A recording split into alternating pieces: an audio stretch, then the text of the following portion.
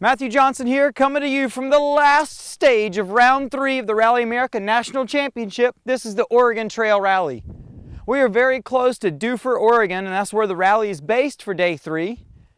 Here at the end of the event, I'm assuming you've already heard the news, you kind of know where we stand. We've got David Higgins with a really big lead going into the last stage here, and unless something like an engine blowing up happens or whatever, David Higgins is going to take the win here. We have a really good looking battle in super production between David Sterricks and Dave Henderson, where Dave Henderson closed the gap earlier by about 14 seconds over a couple stages. We can hear David Higgins approaching. I'm going to let him go on by and we'll carry the show on forward. Stages here are quite soft in places. That will definitely be in the guy's notes. Wow, that's dusty.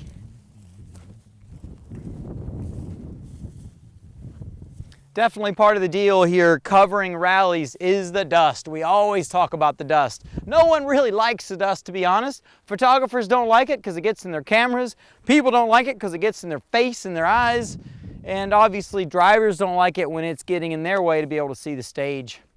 Earlier we brought you coverage from service. We also brought you coverage from stage 12. We understand there were some audio issues at times, and frankly it's a work in progress. I'm sorry to hear that. Hopefully we'll get that sorted out and make those same streams available after the event to be watched again.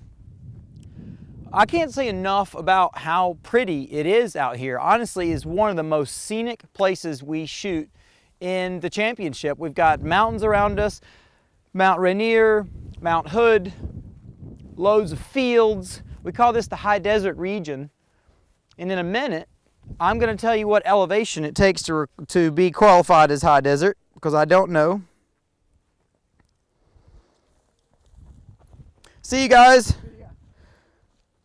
It's great. It really is like a family out here. I mean, sometimes you work your way out with other photographers and videographers and stuff to make sure everybody's got the shot that they want, but it's the same guys at the same events all over the country. From the drivers, the mechanics, the crew, the organizers, the folks covering it with the media.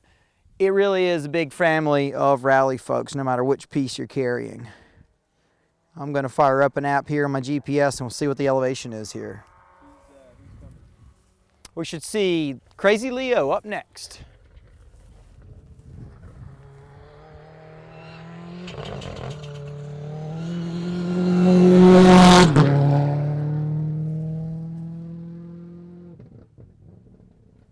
Nice shot.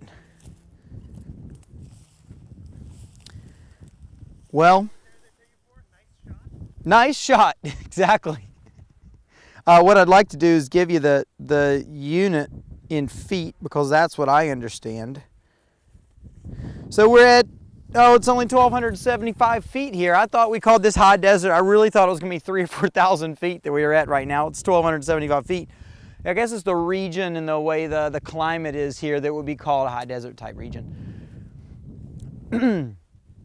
Like I said, a lot of the story in the open class battle has pretty much been settled by this time of the rally. It is the last stage. We're only going to be here for 15 cars or so we can get ourselves back to town and cover the celebration, the champagne spray, and the official completion of the event. What I know about this kind of surface is where it's solid, there's a lot of grip. Where I discussed earlier, like a blue groove that develops on a really dry and hard surface where rubber off the tires gets left onto the stage. I've seen it kind of happening in a place or two, but it hasn't really happened. The problem is you start to trust that grip when you're able to keep your tires really on the good stuff, but then it goes sandy and gets 3 or 4 inches deep of sand, and that was an entirely different driving surface. It's hard on the driver to keep from having lock up so the tires going into the corners, and it pulls the cars around in different places quite a bit. In a situation like that, comparing the two-wheel drive cars, a front-wheel drive car driving through the sandy areas is going to struggle more than a rear-wheel drive car, where they can get some more weight on those rear tires. Next up, I think we'll see Adam Yeoman. No, is Antoine still running? Potentially it's Antoine Lestage. It's not, it's Adam Yeoman. Ooh.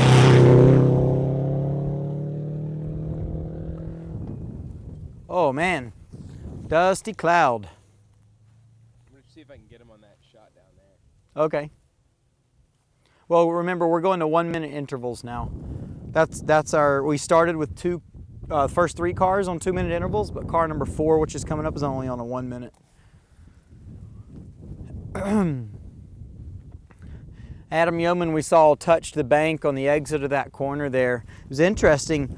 Like, I know kind of like what to look for when I'm seeing something unfold. I saw that the back of his car was going to touch the bank, so I was interested next to see what he did with the front tires of the car, where he pointed them. One way new drivers often get bitten is they'll be sideways. They know they're going to hit a bank, but they're still counter steering. When they do hit that bank, the wheels are aimed at it and they drive right up it and roll the car over, which is not ideal, not what you want to do.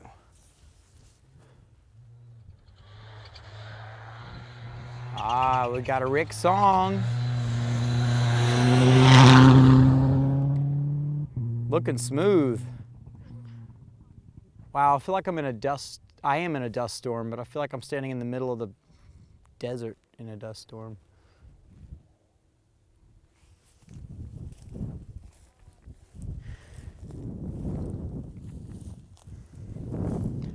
I'm not sure if some folks grew up in the country like I did, but we had a little bit of practice kind of remembering how to make a whistle out of a blade of grass. Later, maybe after we're done shooting the cars, I'll see if I can demonstrate that again. The random things we entertain ourselves with when we come from the country and grow up in a rural environment. Or maybe Boy Scouts teaches that. I don't really remember where I figured that one out.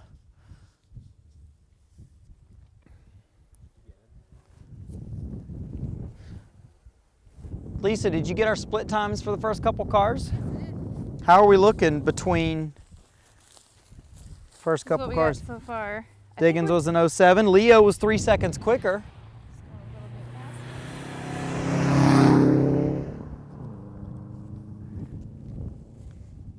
Leo was 3 seconds up on David Higgins. Of course, David Higgins is going to be going pretty slow by here. Adam Yeoman at a 13. So he was 5 seconds or 6 seconds off David Higgins. Carl Decker at a 26. Who was right before that? Rick Song there was with the 18. Yeah, and so these stage times, what we're seeing here basically plays out to echo basically the running order of the event. By this time in the event, you shouldn't be seeing any other car on the stage because we've all spread everyone out and you're running in the order of your speed. I think we'll see Will orders here. Sounds like him to me. Get a time on Will for sure.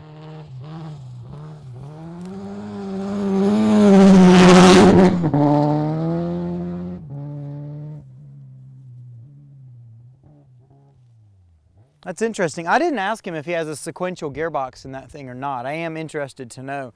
Based on the shape of the shifter, I think maybe it was a sequential. I didn't spend enough time checking that car out yet. Maybe I'll take a photo of it and post it on Twitter when I get a chance.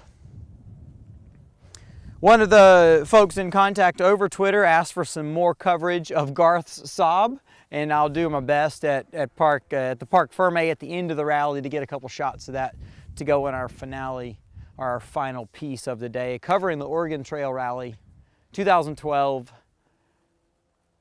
out here in the fields of soy grass, maybe. I wish someone would tell me that.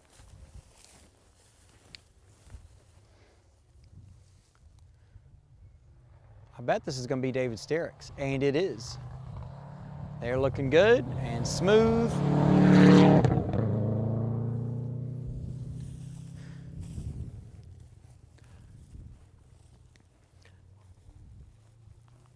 This is a really good vantage point where we're standing currently. Most rally steering wheels have a little piece of tape or leather sewn in the top at 12 o'clock of yellow or some color to help the driver in his peripheral vision be able to know when the steering wheel's back straight if their hands have left 9 and 3 on the steering wheel. But it's a good spot here where we can see the driver's hands. So we've got an idea kind of how frantic different drivers are, and you might be able to judge a driver's skill from one to the next by watching the way they go to direct the car. If you watch a very, very calm steering wheel, you know they're doing a lot of work with their feet. If you watch a really busy hands on the steering wheel, you're clear their feet maybe aren't contributing to the party as much as they could be. Yeehaw!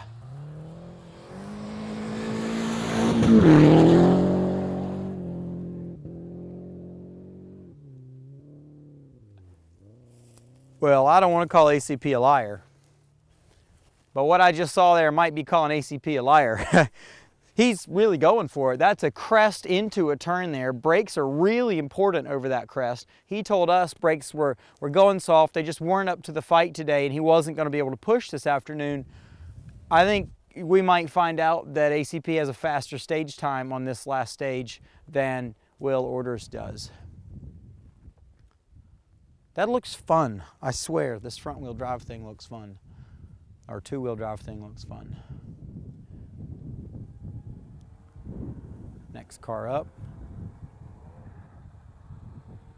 It's going to be the Evo with Keith Morrison co-driving. And a gentleman I haven't met yet driving.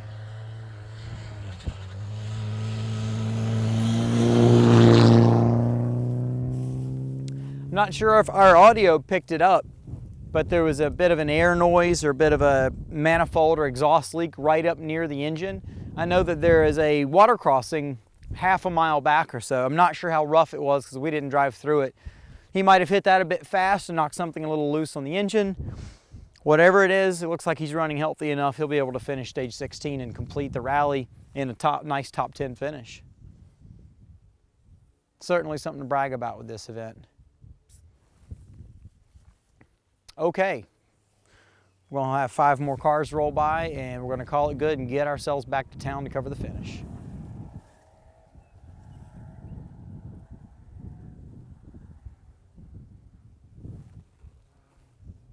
It's a Subaru. Whose is it? All right, it's Dave Henderson in hot pursuit.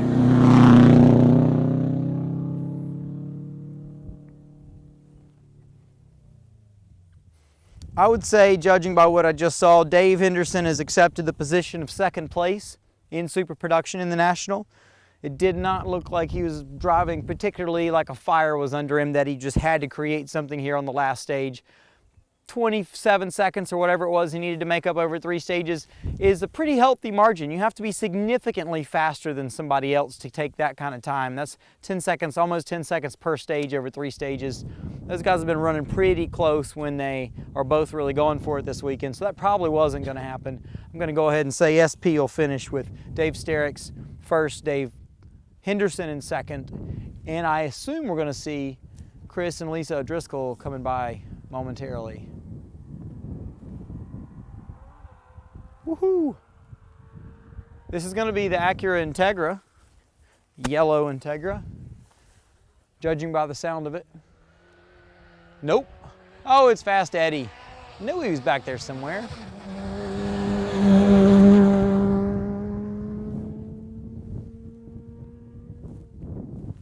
I've got to admit, we've had a lot less Fiesta this weekend than we expected to have. Whoa, man. We got plenty of dust, though.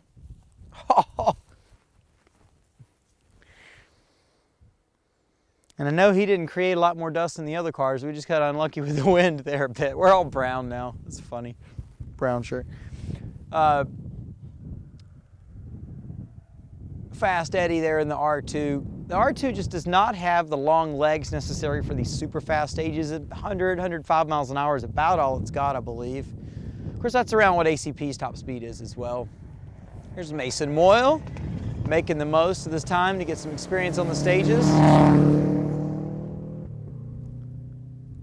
Like to see that. His hands are really calm through there.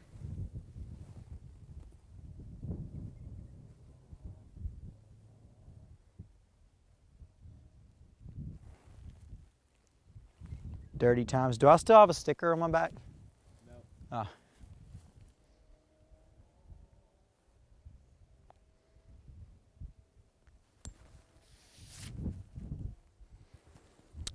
What do you think? One more and then we'll have to roll. Okay. We really appreciate you guys tuning in. The folks at home that are watching right now and communicating with me and letting me know what you'd like to know, I'd love to hear from you. So if you got different questions you'd like answered, Obviously, I'm trying to cover the national series the most in the different classes, but I want to draw out the whole culture of rally and really explain that there's a lot of entrants here from all over around the country. And different regions of the country have different kind of pockets of folks that we see once a year that participate in their local national rally when it comes by. But I love to hear from you guys. I love to know people are out there watching.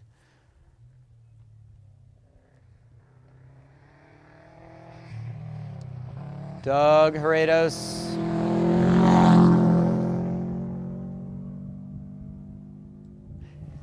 Doug Herredos and Carl Decker should be having a good race in the regional today. I don't know where they stand currently, but we'll find out when we get back. Actually, Lisa, do you have a split time for Doug just then? I sure do.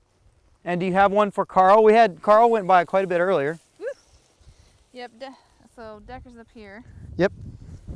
With a 26 and Doug with a 44. Wow, that's okay. Carl's a fair bit faster there. How about the ACP Will battle? Oh, it is up here. Okay, ACP was 2 seconds off Will orders. I'd say it sounds like his car's running pretty well at this point. Okay, so we're gonna let maybe another car zoom on by here. We're gonna close this puppy up, fold it together, and meet everybody at the finish.